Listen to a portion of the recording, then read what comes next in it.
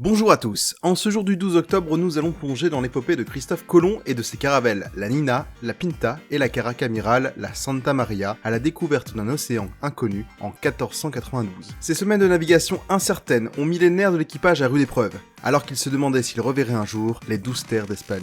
Colomb, originaire de Gênes en Italie, allait accoster dans l'archipel des Bahamas, baptisant immédiatement une île San Salvador en remerciement au Christ. Ce vendredi 12 octobre 1492, la vigie de la Nina s'écria « Terre, terre ».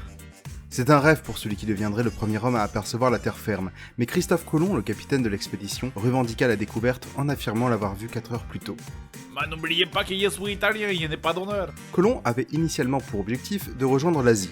Lorsqu'il présenta son projet aux souverains espagnols Ferdinand d'Aragon et Isabelle de Castille, il évoqua les richesses de l'Orient, mais insista également sur la possibilité d'une alliance contre les musulmans avec le Grand Khan. Après la chute de la dernière enclave musulmane à Grenade en janvier 492, les souverains furent convaincus. Les capitulations de Santa Fe furent signées, accordant à Colomb l'anoblissement, le titre d'amiral de la mer Océane, un huitième des futures richesses et la vice-royauté des territoires conquis. Le recrutement de l'équipage s'avéra difficile, car à l'époque, l'immensité de l'océan terrifiait les esprits. Des légendes circulaient sur des monstres marins surgissant des abîmes sur une terre plate conduisant à un précipice. Colomb offrit même la liberté à des détenus pour convaincre les marins de le suivre. C'est le 3 août 1492 que Colomb quitta le port de Palos. Après une escale aux Canaries pour se ravitailler, l'équipage affronta le vent violent des alizés, qu'il craignait de ne pas pouvoir vaincre au retour. Colomb dut minimiser la distance parcourue pour ne pas affoler ses hommes. Lui seul gardait confiance, malgré les doutes.